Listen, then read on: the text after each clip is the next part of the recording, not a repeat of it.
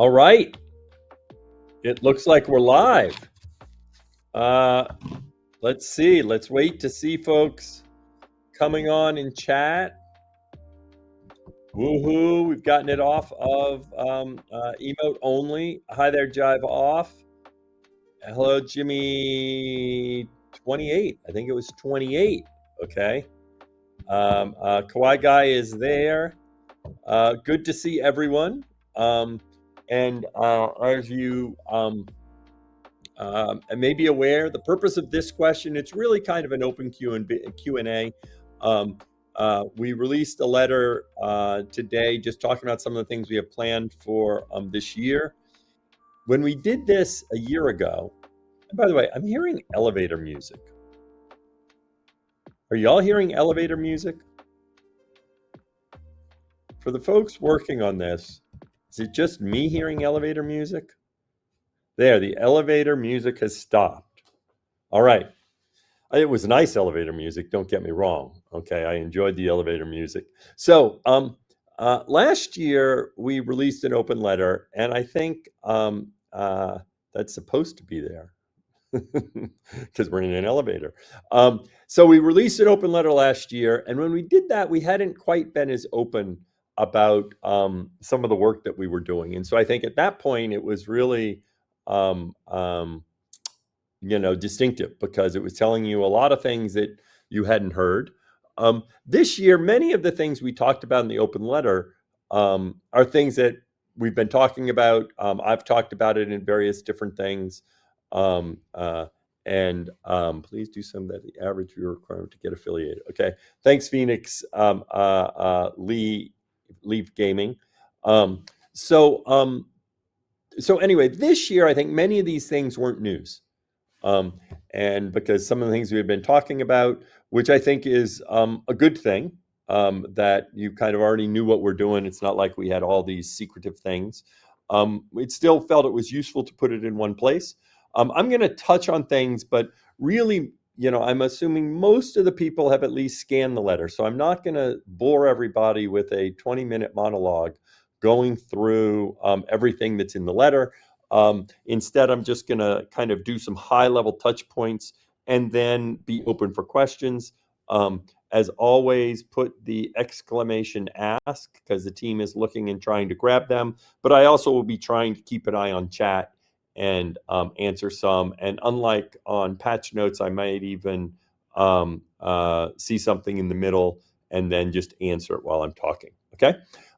So first of all, I want to talk a little bit about last year. And one thing in particular about last year that we have been trying to do is be a lot more out front with the community. As you know, we've instituted a process where whenever we launch something, we live stream right after we launch. I've been very active in terms of being out there with the community. I think we are constantly trying to talk very openly with the community so that you know what we're thinking about, even if we don't have all our plans all figured out. And I think that has been received very well. I think transparency is really important. I think Twitch is really unique. And I think there's a community that's very passionate about Twitch. And by the Burb 3D, you have the exclamation mark ask. Good. I hope that will be in there in terms of AV1. So, but we plan to continue doing that in 24. Continue seeing ways that we can engage more closely. We're looking at ways to help interaction between streamers in terms of them communicating with each other and us. So we plan to continue to invest in that. Another thing that we did last year was try to create a structure for how you can think about Twitch in terms of the monetization opportunities. I know all of you would like us to be able to provide increased revenue share for everyone, and I fully appreciate that. I think we have a structure now that is the right structure. We'd obviously love to lower the thresholds as we go along, but I like the structure we have. We have the increased revenue share for ads, and so I think we have a good framework going forward, and then we will just keep building upon that framework. All right, so quickly, I'm going to summarize some of the things that we talked about in the letter that we did last year and planning for this year. So I'm going to jump through them. I'm going to try to be fairly quick so we can get to some of the questions. Okay. So in terms of last year, obviously we worked on the clip editor. We worked on going from guest star to streamer stories. I mean, to stream together. We've tried to improve featured clips, and we're also working last year a lot on some of the features that we'll be launching this year. So in terms of this year, if I had to summarize some of our main investments, one area is this whole area, what I describe as maintaining and growing the emotional attachment between creators and their viewers. Ultimately, people come to Twitch because of you, the creators, that you're the ones that create the communities that are the foundation of Twitch. That is that sense of belonging that viewers get from coming and repeatedly experiencing your community. It's, as I've talked about frequently, we're very conscious about ensuring that our site remains focused on being a place where people can pull up a chair and stay for a while, because I think that is part of the big part of the magic of Twitch. So as we continue to evolve Twitch, we're still very focused on that. A big thing we need to do is try to maintain that emotional attachment and build that emotional attachment even when viewers are not on Twitch. So we're really doing that in two ways. One way is by trying to improve our mobile app to support shorter, more frequent mobile sessions where you might have 15, 20 minutes and you want to check in. Part of that is, we've talked about having an immersive mobile feed so that when you open the app, it's very easy to swipe through and find the live content that you want. Often when you're trying to discover live content, a big part is just seeing what they're doing right now. And right now, the go forward, go back, go forward, go back makes it more difficult to try and find the right thing for you at that point in time. A big part of that is also the clips feed, having an ability for you to quickly look at clips for catching up.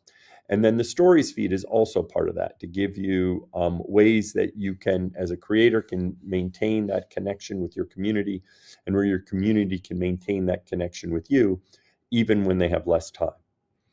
And that's how we're doing it on Twitch.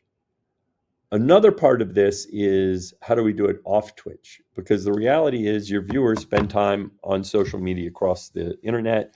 A lot of cool things happen on Twitch every day in your stream. And one thing we want to do is make sure that when something cool happens on your stream, we want the world to know about it. And often the best way for the world to know about is making it easy for you and for your community to share clips. This is something that it's going to be important for you to control in terms of who and when they can share clips.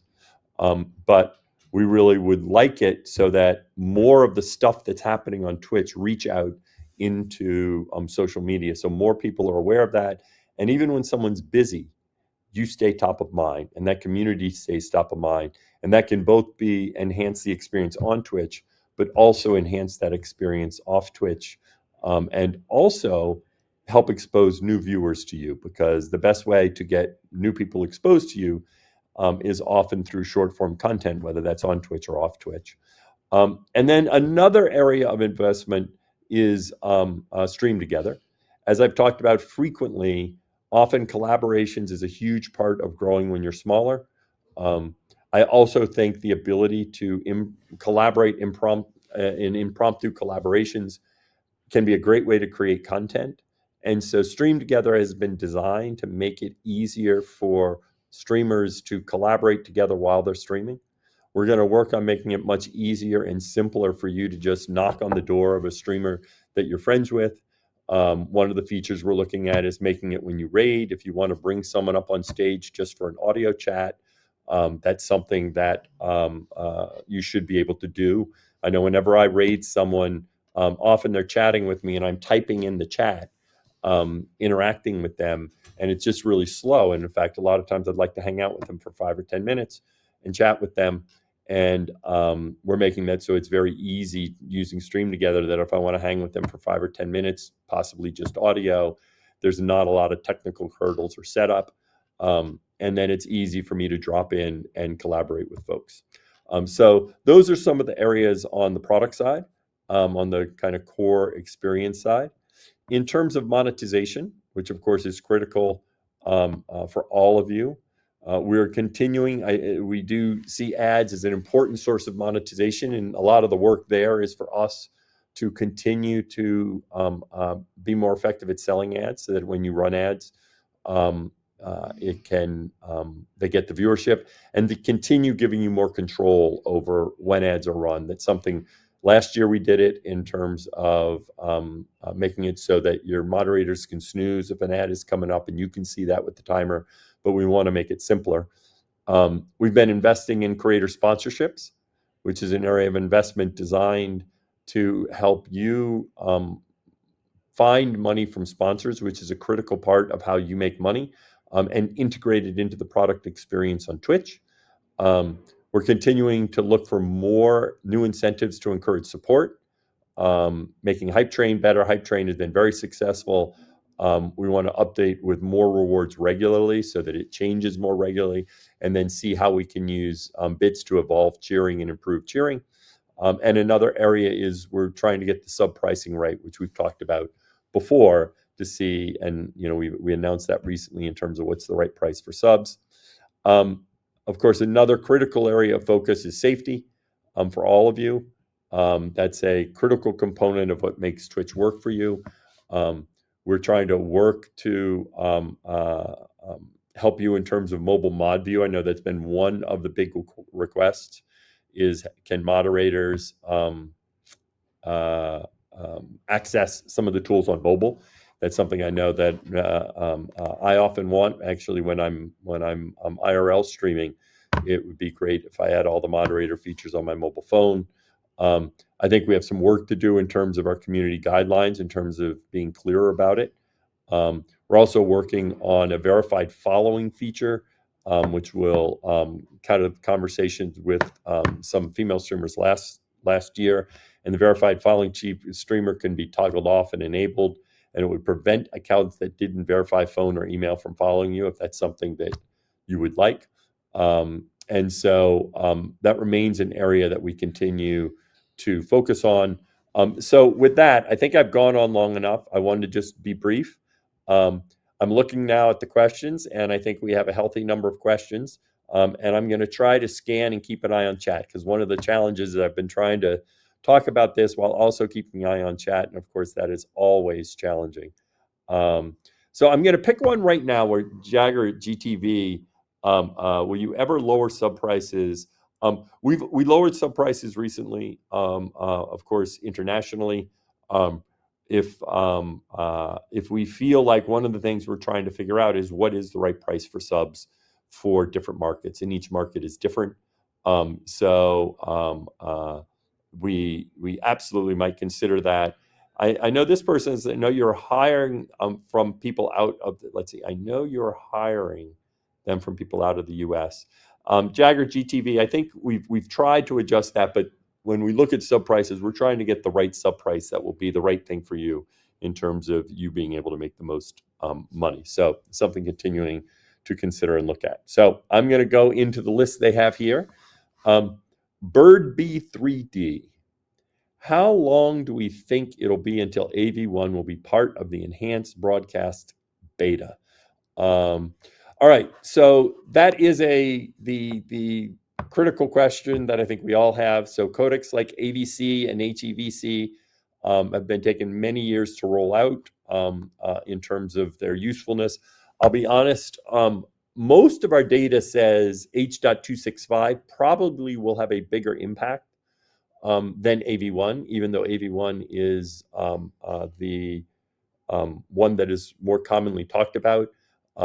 That is because H.265, there are more computers that can accommodate H.265 in terms of the playback. However, often when people are talking about, they're talking about enhanced, and whether that's H.265 or AV1. I can't give you an exact time frame on that. I want to be careful of that, but it is something that is a priority. Part of the challenge in this too is it's not just, is it part of enhanced broadcasting, but when it will be rolled out with the default OBS build.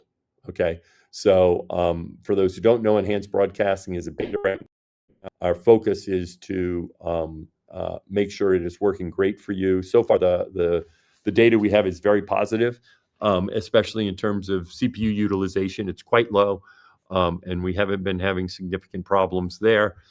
So we're feeling very good about that, so that we can get it out in the next release of OBS. So I know I'm not giving you the date you want, and that's because I don't know for sure. Because our priority right now is to make sure we get enhanced broadcasting and what we have right now in the beta fully rolled out at the next OBS release, which is in May. But we would love to get AV1 in there as well. All right, Ninja Gato. On the increasing sub prices, are there more countries that will have price increases in 2024? So one thing we've talked about, the answer is probably. As I said, our job here is to figure out what is the right price.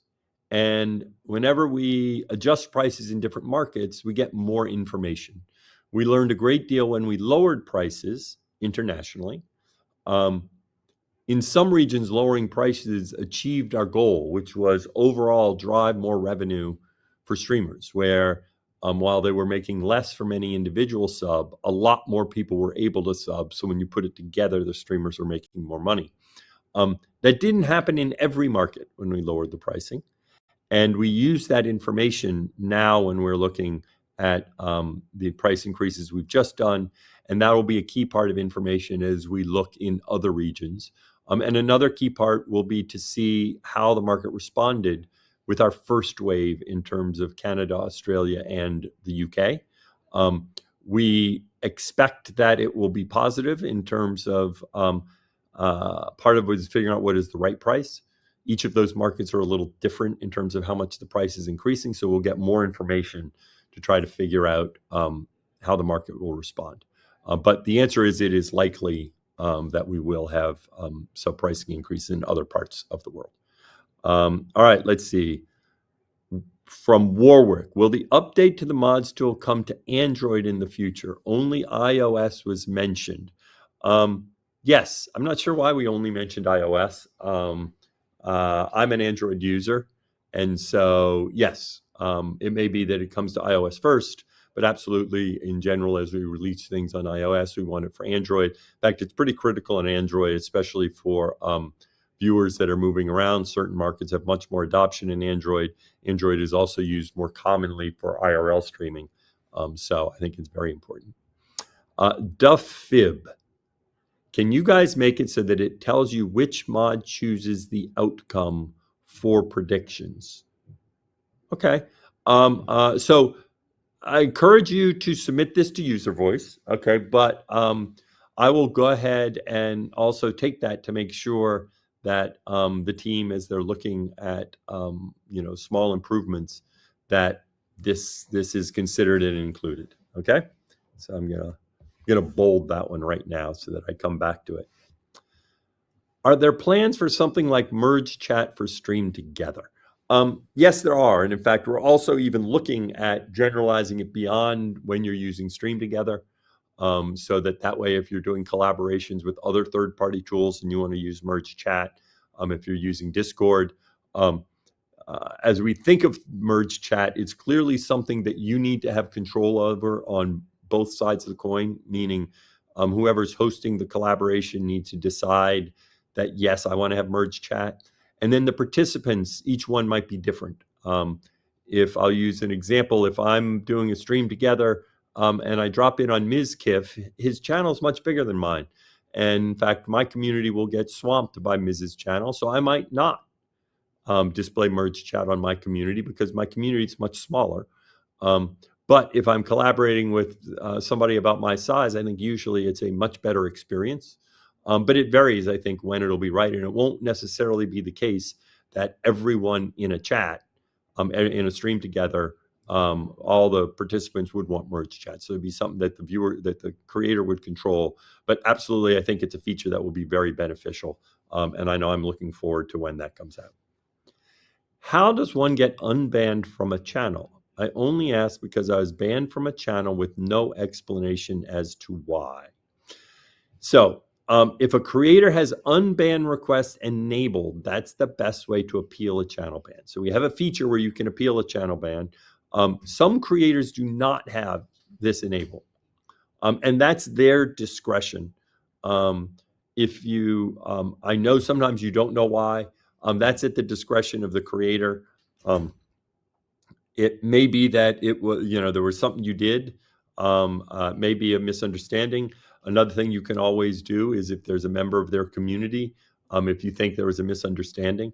But hopefully, in the case you're talking about, they have this enabled, so therefore you can appeal it and see if they would give you another chance. Does running ads increases your chances of showing up on the front page or in recommended feeds in some way? That's actually an easy one, Brood VX. No. We do not use whether or not you're running ads or not to increase visibility on our display surfaces. All of our surfaces that do promotion to users are done independent of whether or not that's the case. Okay.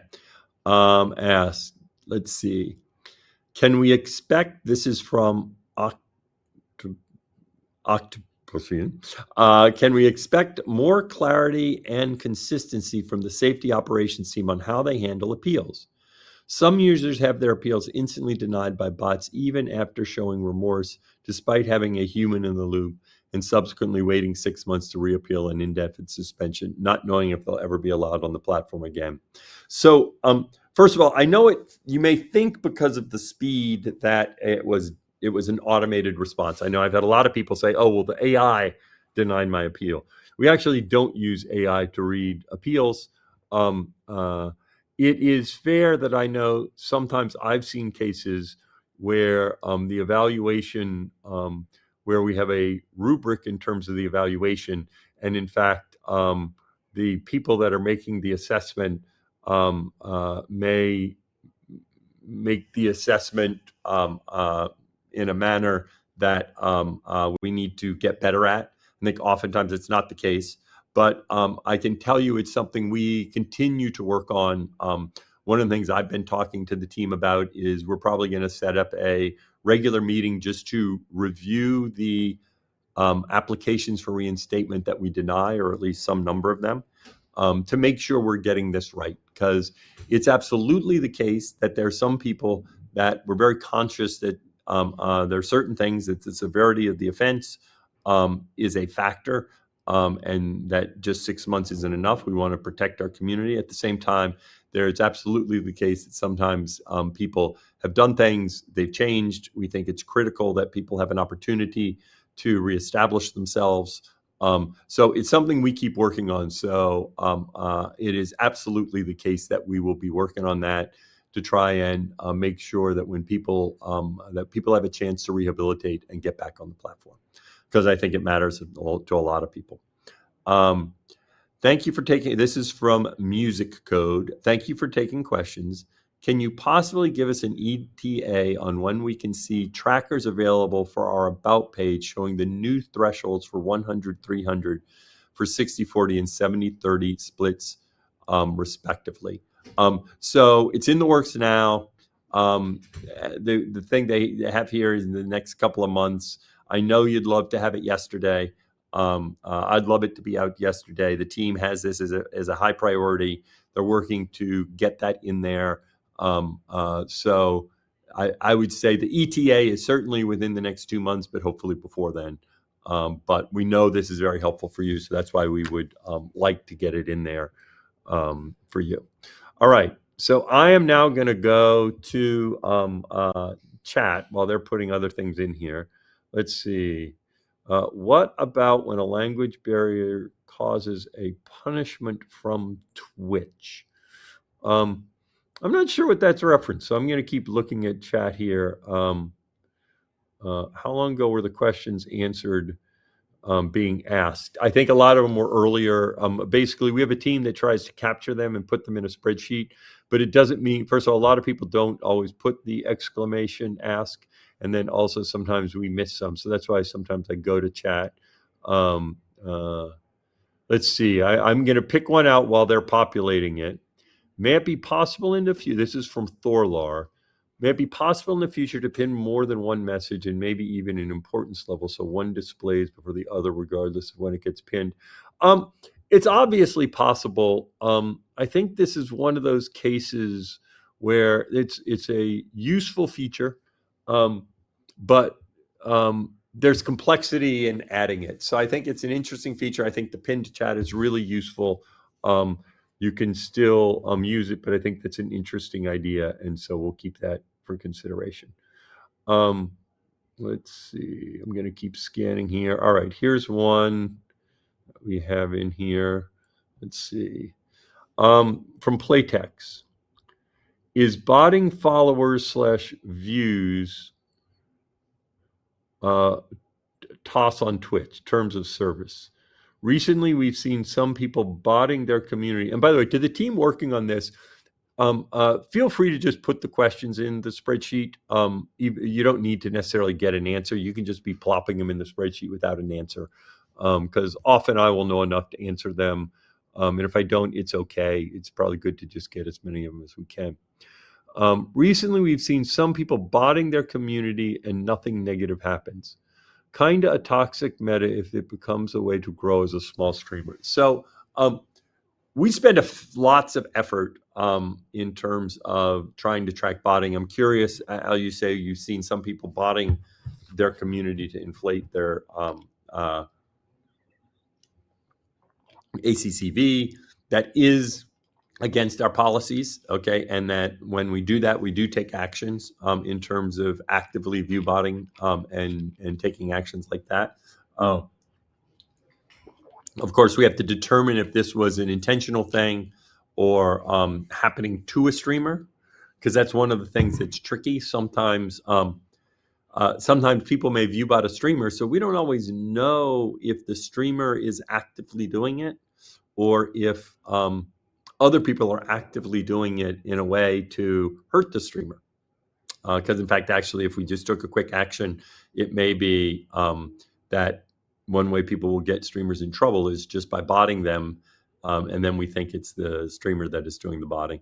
So that's always tricky to figure out who's doing the botting. But that is constantly dedicated to working on this and trying to detect and eliminate botting. From Thorlar. May it be possible in the future to pin more? Oh, I already answered that one. An importance level, so one displays before the other. Yeah, so I answered that one. Let me keep looking. I'm going to scan back here. Let's see. It's been like 4 years. Not sure about that. I'm going to scroll way back up.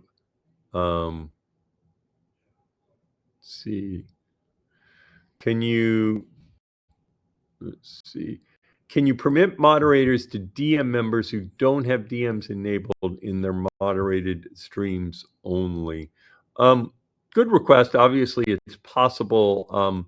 The challenge is a lot of times people that don't want to be DM'd, they have that set up for a reason. And also, to be honest, if somebody isn't reading a DM, it doesn't really have the effect that you'd like. Because if someone has it set up so they can't be DM'd, even if you do put a DM in there, they probably aren't going to see it in the whispers. So let's see. All right, we got some more in here. From Hero Kerry. What is the plan for sharing audience with stream with respect to analytics? Great question, Hero Kerry. And in this, as I say, I'm often pretty transparent about how we're thinking about this. We're working on this along with shared chat. There's still some details we need to work out. In particular, we want to make sure that it does not become an abuse vector, where people are using this to inflate their statistics. And so we're trying to figure out where it appears, okay, in terms of how it's used in ranking and how it's used overall. But this idea of helping you understand what the shared audience in Stream Together, I do think that is an important part, especially as you have sponsors. One of the benefits of collaborating is if you have a sponsor during the collaboration, the people you're reaching are not just on your channel, they're on all the channels.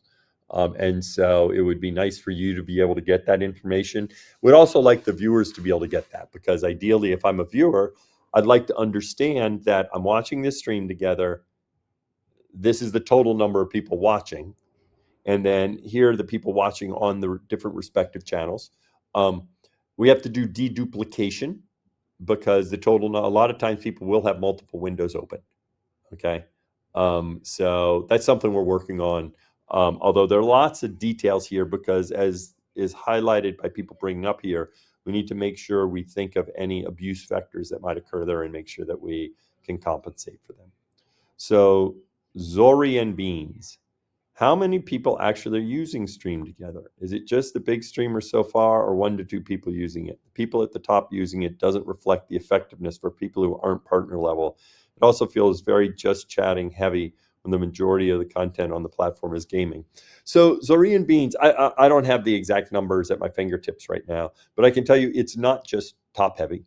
I think, in fact, for me, I think often some of the best uses are for small and mid-sized streamers. I think it actually is, as you have bigger streamers collaborating together, they already have a lot going on. And a small streamer, uh, especially if they want to be engaging with their chat, and I know this from my own experience, when I was a 15 to 20 to 25 ACCD streamer,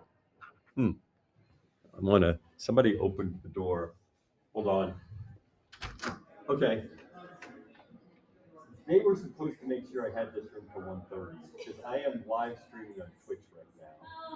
Now I can move my setup. If you can see, I told my assistant make sure I have another room, and she said it's reserved, and she must have messed up. I mean, it is reserved. That's true. No, she said it was reserved for me. Can you, if there's another room, I can carry my setup in there. I'll look for it. Thank you. All right. Evidently, there was a mess up in the room, and there's a group of people out there, but they're going to try to find another room for me so that I can move over there. Sorry about that. So it's not just big streamers. I think it's very beneficial for smaller streamers that are collaborating together. I think one thing we need to do is make it much easier to use, which we've continued to be doing. Okay.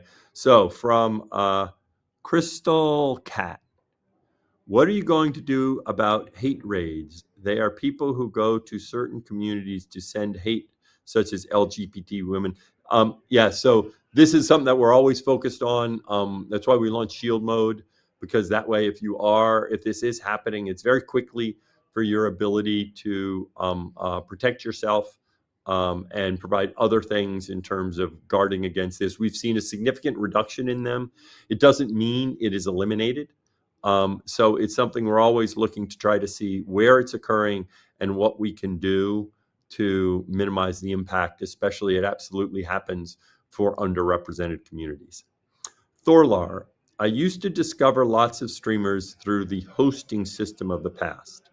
Will there be any similar system introduced in the future? Because that's the main thing I find myself missing at the time being. Love finding more communities this year. Yeah, it's something we're looking at. The hosting system itself, I think we've talked about that some. There were some challenges with that. I think there was a problem where viewers were confused about whether or not what they were looking at.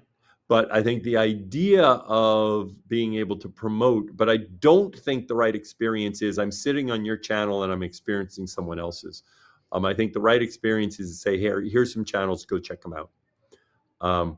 Given Twitch has pulled back on support on local programs as a result of the layoffs earlier this year. Hold on. I found another room, Brad. Oh, thank you. They found another room.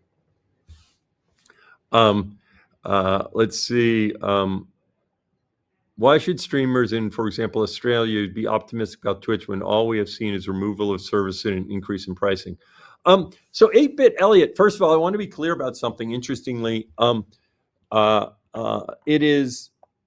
we have reduced the size of the organization. I think that is because we look at what is the right size for where Twitch is. And at times, some of that are people that may be engaging with streamers. But every dollar we spend comes from streamers, and in general, we would like for you to keep more of the money as possible. Um, Interestingly, we have not disproportionately affected remote areas. In fact, um, it was probably the case that, in fact, not probably, it was certainly the case that at times certain local areas got a lot more support than some other areas. That, in fact, we were inconsistent in how much support might be given. But the other thing we've been doing is really focusing more on scaled support, because really, as we talk about the role of some of these, it's to help our streamers get answers. So, for example, as I think you know, we rolled out online chat support so that our customer experience was better, and we've seen a lot of utilization of that. So it's not the case that we're decreasing our investment or support internationally. I think you might just see it yourself in your region. You might see this one person, but we're trying to be smart about how we use our resources and be efficient. And so we're going to keep working on that. So, Dan, has the Twitch broadcast beta with OBS ended? I applied on the day it was announced and not heard anything. No, it is not. The suspicious pixel.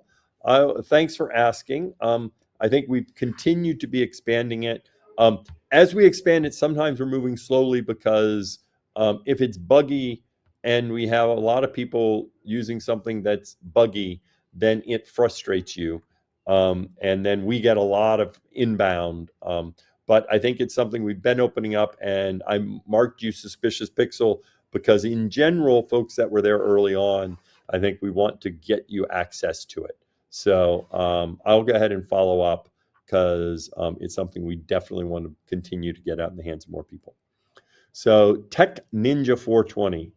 Since multicasting is now allowed, will there also be a possibility to merge chats from other platforms as well as overlay, since it's a little confusing why one is allowed while the other isn't?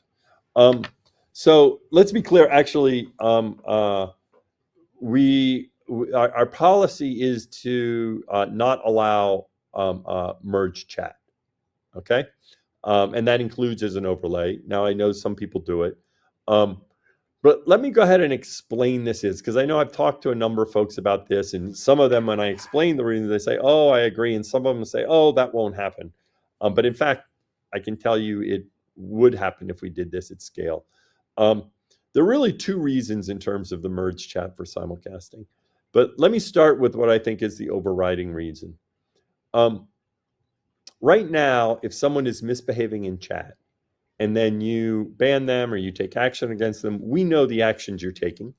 Also, people that are viewing you can report that person in chat and we can kick them off the platform. Okay. So we know what actions you take and we can take actions against that person.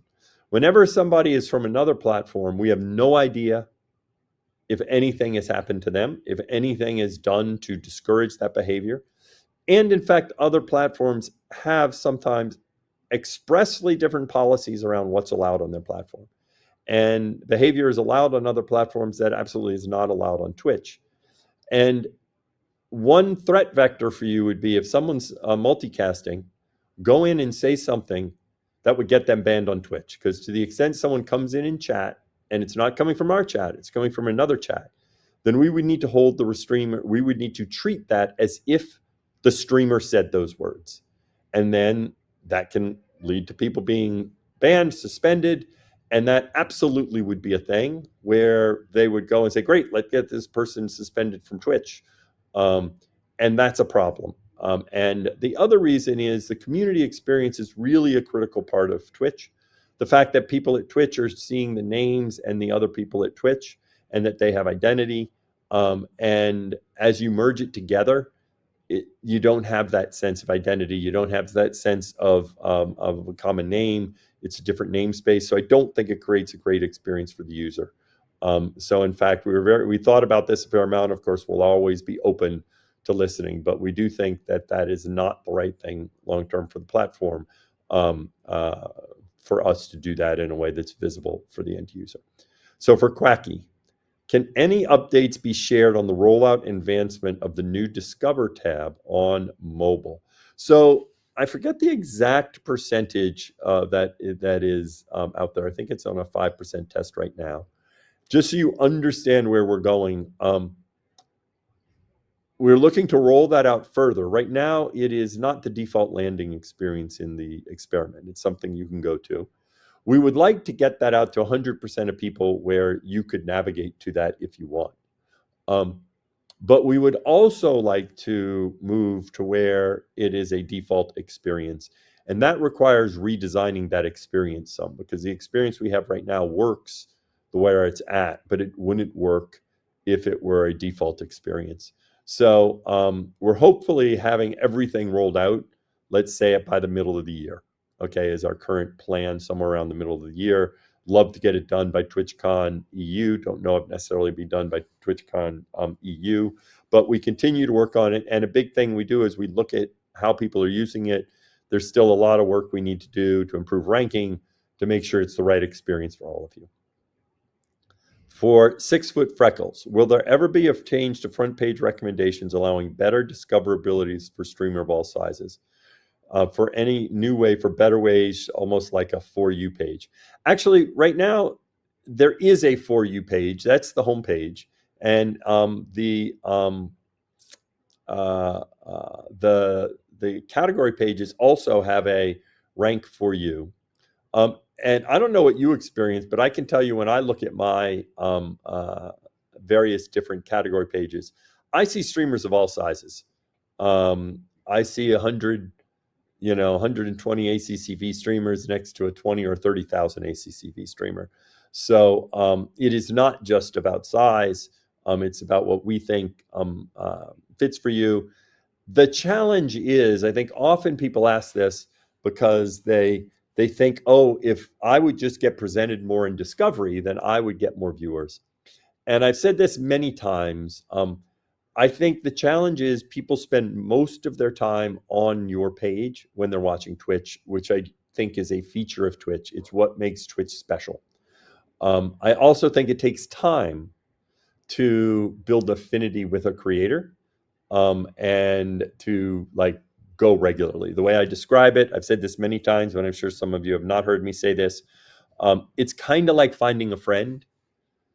You don't make a good friend overnight. You make a good friend over time through continued repeated exposure, because that's a big part of the community experience.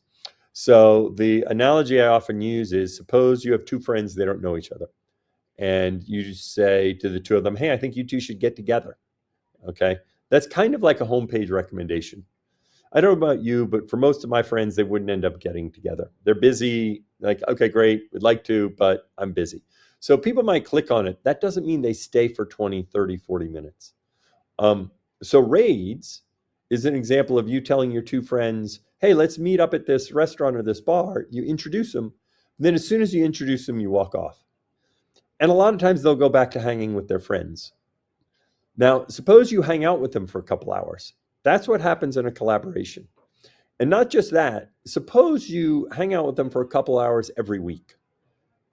After 3 or 4 weeks, they will become friends.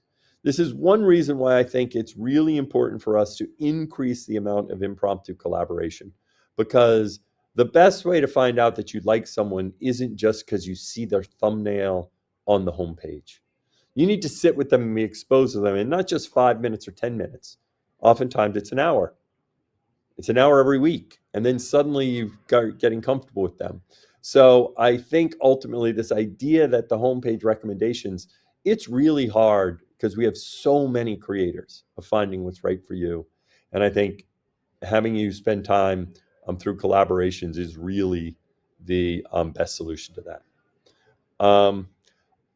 From Oily, are there plans for affiliates to become Twitch partnered easier? Um, I think I'm going to take this as meaning lowering the threshold to become a partner. In general, we've made the distinction between affiliate and partner is not as significant as it had been in the past. Um, as you know, with the Plus program, that does not require partnership. There are certain benefits that go to a partner, and that's important. We probably aren't thinking of lowering the threshold for partner. we are wanting to continue to be more transparent on what that threshold is so that you have more visibility into knowing what it takes. I can go into details on that. I think one of the challenges is that we look at we don't look at like front page or embed views, and we need to be able to break that apart for you so you can get a better sense of what your ACCV is for people that are engaging on your channel. But it's probably more the case that we want to make sure that affiliates have a very robust program where they can do and succeed even as they try to become partner. Is there a way to provide ad-free view? And this is from Royal Navy. Is there a way to provide ad-free viewing to moderators when they are one of the few active mods, otherwise provide working mod versus appreciated viewer positions? I understand we don't want people modding everyone to avoid ads. I think that's a great question. Put that into user voice. It's something I'm going to bold here as well, because you can't have it where you list everyone, but I think it's a great point that sometimes you have moderators that have a long track record of watching you and moderating you, and it makes sense that that would be a feature that would be useful. Let's see, from Jagger GTV. Can you make it where it is required to put why someone was banned when a mod or a streamer bans someone? So this is this is always a tricky question. Okay. Obviously all this is possible. The question is, would people use it when they ban someone? One of the reasons to know is to adjust behavior.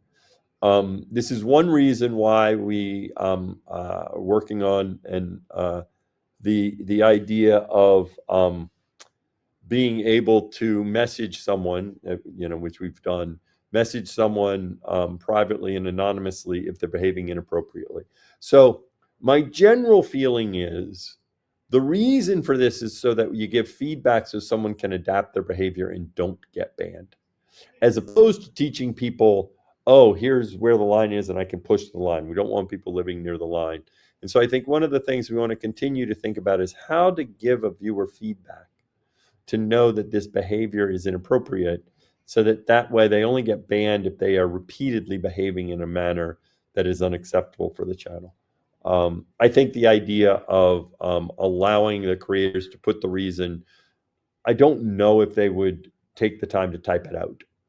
And it's only valuable if they would put a reason in there for you to see. But I think it's an interesting idea. Hi, at one point earlier, on followers would get an email.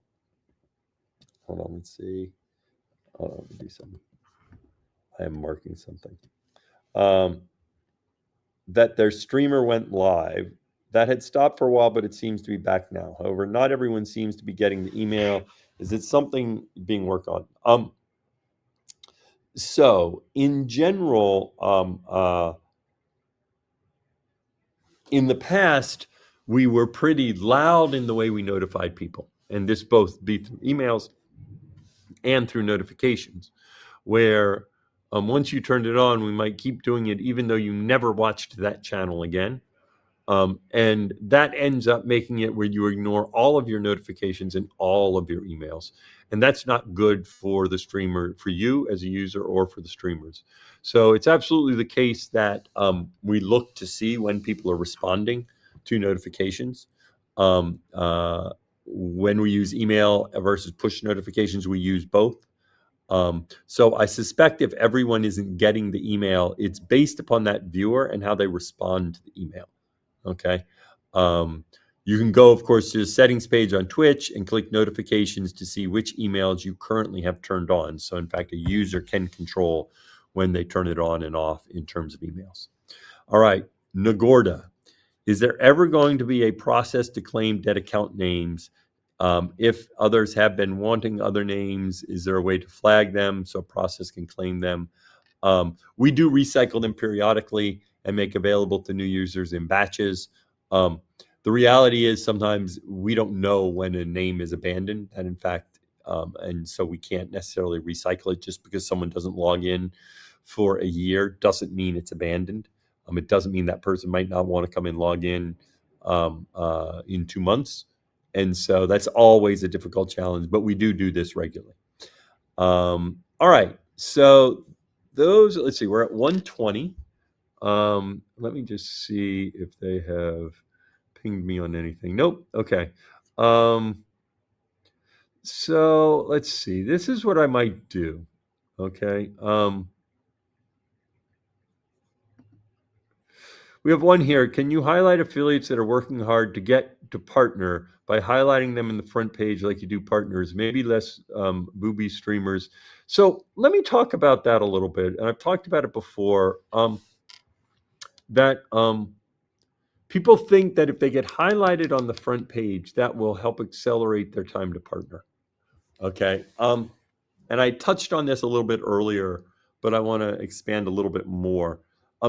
In general, our data shows that that's not the case. That doesn't happen. It may increase their viewership at that point in time when they're on the front page. And there's certainly cases where people have gotten front page promotion where that did help them grow their channel. But usually it just causes a bump at that point in time, and then it goes back down. And that's one of the tricky challenges. So for all of you affiliates that are working hard, trying to grow your audience, it's not just get to partner, it's trying to grow your audience. First of all, thank you. Thank you for working hard. And I know it is a challenge to try and grow your audience. I mean, I was in that category. Now I did reach the partner status, but even partners have a hard time continuing to grow. And it's harder when you're small. And there are two parts of how to address this. One is continuing to work on your content. It is the case that you need to work to continue to make better and better content. Now, one of the challenges when your chat is small is sometimes your ability to make good content depends upon what's happening in your audience. And that, in fact, the more your audience is engaged, the more you can then respond to your chat, okay, and engage with them. And so you kind of need an audience to be interesting. That's particularly true outside of gaming, where I think the activity in the chat is really important.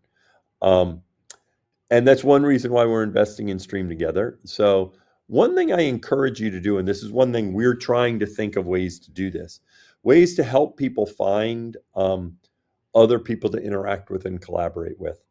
For me, I think the best way to find that is by spending time in other people's communities.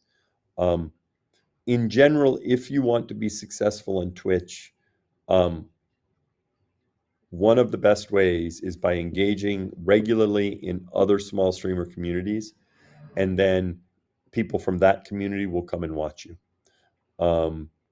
I encourage you to spend time not in the huge communities, because the reality is if you're in a 5,000 ACCV streamer community and you are a 20 ACCV streamer, it'll be hard to get them. But if you're a 20 ACCV streamer and you engage in a meaningful manner in a 100 ACCV streamer, it's not unusual for those people to come over and support you when they see there. Often that streamer might collaborate with you to help gain exposure. I encourage you also, all of you streamers of different sizes. One of the things I've been doing when I do my regular stream is just letting people come up and chat with me.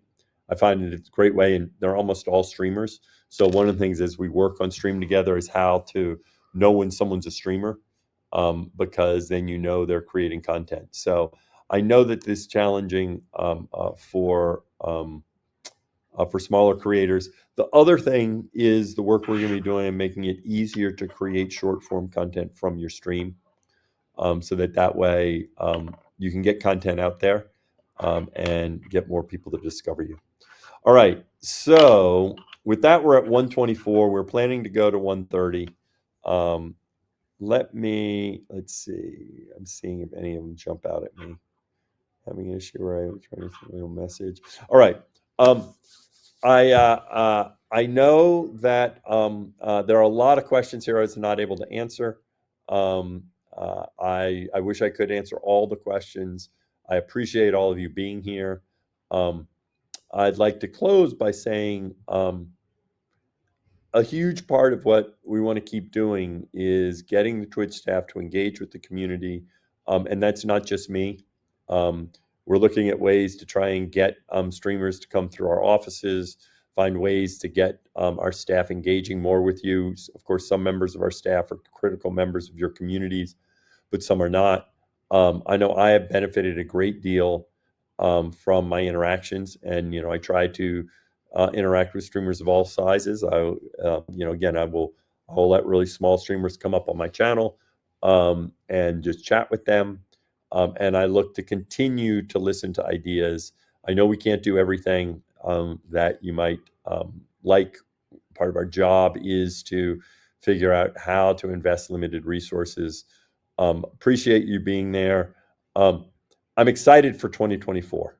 I think that we have a lot of things in the hopper. I think live streaming still has a long way to go. I think we still have a lot to learn from you in terms of what we can do.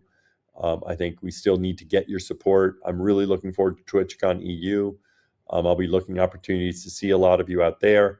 Also looking forward to TwitchCon North America. As I mentioned before, let's see, I just got back from a trip to Europe. I'm going to Asia and going to visit Japan, Taiwan, and Australia, and probably New Zealand in at the end of April.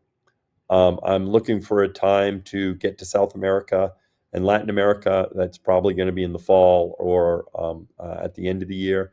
I'm also going to be doing Dan in the Van in August around North America, and then going to try to spend some time traveling around Europe before TwitchCon. So I'm going to keep trying to get out there. It helps me a lot to create content with you and then to get your ideas. So thanks for being here. Appreciate all the support and really looking forward to 2024.